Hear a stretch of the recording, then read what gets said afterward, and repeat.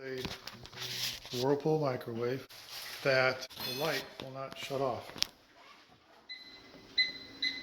It says it's going half full and off, but it's not. The light stays on.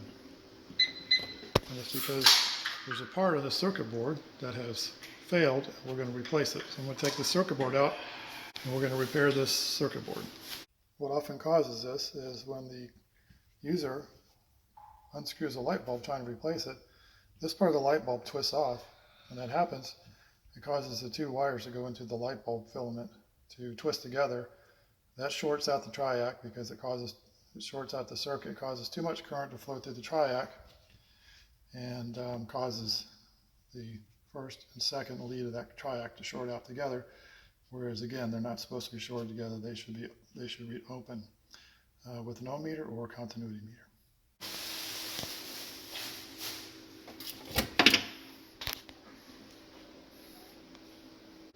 First, we're going to remove the grill.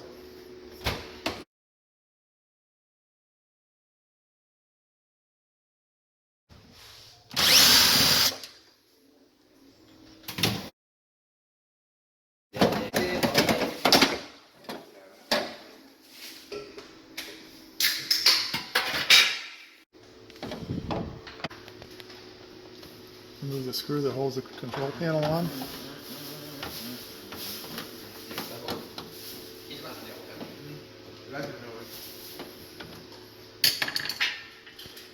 Lift up the control panel.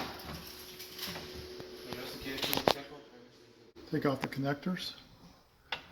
It's a good idea to take a picture of the back of the board before taking the connectors off so you know which way they go back on.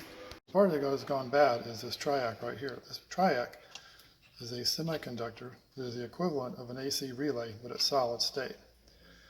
And it turns the light on, it dims it, and we've got two terminals here that are shorted.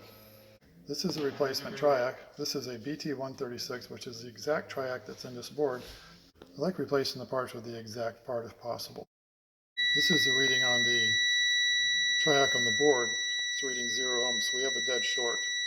This is the reading on the new triac. You should have infinite resistance. I'm going to go ahead and replace that triac with this new one, and it should work fine after that.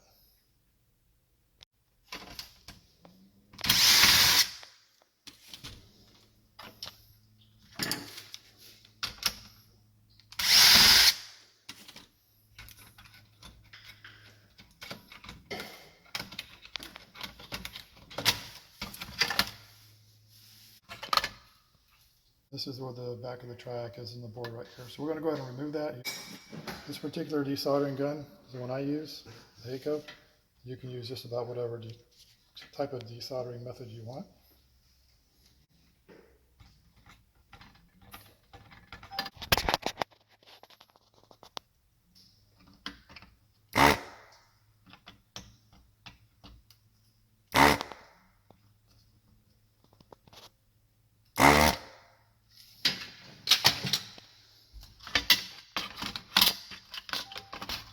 There's our old triac right there.